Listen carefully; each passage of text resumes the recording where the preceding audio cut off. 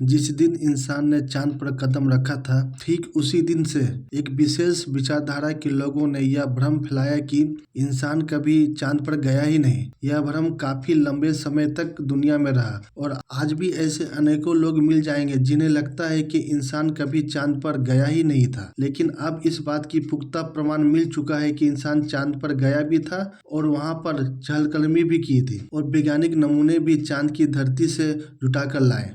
एक नई विचारधारा का जन्म उस समय हुआ जब व्यक्ति चांद पर जा चुका था। कुछ लोग कह रहे थे कि चांद पर जाने में अमेरिकी सरकार इतना पैसा क्यों खर्च कर रही है, जबकि इन पैसों से अनेक गरीब लोगों को शिक्षा, स्वास्थ्य जैसी मूलभूत चीजें दी जा सकती है। ऐसे लोग भारत में भी है जो भारत के अंतरिक्ष अभियानों की और भारत में बनने वाली कुछ नए पर्यटन केंद्रों की यह कहकर आलोचना करते हैं कि जो धनराशि अंतरिक्ष अभियान या नए पर्यटन स्थान खोलने में खर्च की जाती है, उस धनराशि से तो हमारे गरीब लोगों की शिक्षा, स्वास्थ्य उत्तम बनाया जा सकता है। शायद आप में से कई लोगों को ऐसा लगता होगा कि मनुष्य का चांद की सतह पर 8 बार जाना व्यर्थ या अमेरिका ने केवल पब्लिसिटी बढ़ाने के लिए यह कदम उठाया था। हो सकता है कि मनुष्य को चांद पर भेजने में अमेरिका को कई सारी निजी हित शामिल हो, इससे कोई इनकार नहीं करता। लेकिन मनुष्य के चांद पर जाने से जो लाभ मानव जाति को हुआ वह अतुलनीय है और उससे केवल अमेरिका को ही नहीं, पूरी मानव जाति को लाभ हुआ। कुछ लाभ पर नजर डालते हैं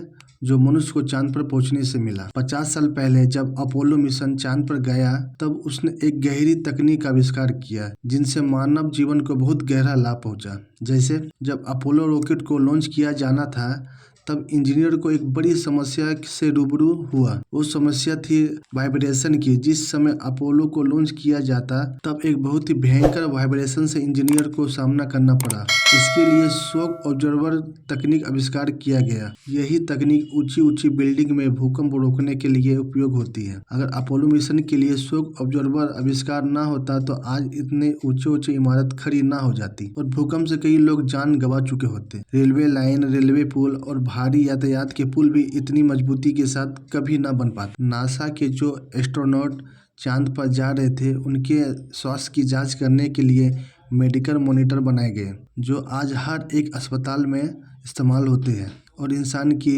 दिल, सांस और खून के स्तर का लाइव टेलीकास्ट उपलब्ध कराते हैं। जरा सोचिए, यह तकनीक मरीजों के लिए कितनी लाभदायक है जो अपोलो मिशन के दौरान खोजी गई थी। जिस समय अपोलो चांद पर उतरा था, एस्ट्रोनॉट और रॉकेट को विकिरण रोधी चादर से ढका गया था जिसे रेडियन बेरियन इंसुलेशन कहा जाता है। इसका उपयोग आग कहीं पर लग जाने पर लोगों को सुरक्षित निकालने में किया जाता है। फायर फाइटर्स भी इसका उपयोग करते हैं। एस्ट्रोनॉट के कपड़े खास पॉलीमर फाइबर से तैयार किए गए जिनमें आग नहीं लगती थी। इन्हीं कपड़ों का उपयोग आज सेना, फायर फाइटर्स और विभिन्न संगठन के लोग आपात स्थिति में या देश की रक्षा में करते हैं। जब भी कहीं पर बाढ़ आती है, आपने देखा होगा कि एनडीआरएफ की टीम एक ऑरेंज कलर की बोट में सवार होते हैं जिसे हवा भरकर बड़ा बनाया जा सकता है। इन्हें इनफ्लेटेबल राफ्टर्स कहा जाता है। इनका आविष्कार भी अपोलो मिशन का हिस्सा था। इन्हें तब बनाया गया था जब अपोलो मिशन के एस्ट्रोनॉट को वापस लेकर आना था। अपोलो मिशन के एस्ट्रोनॉट के लिए खास तौर पर हेयरिंग गैजेट बनाए गए थे जो उन्हें सुनने की मदद करते थे।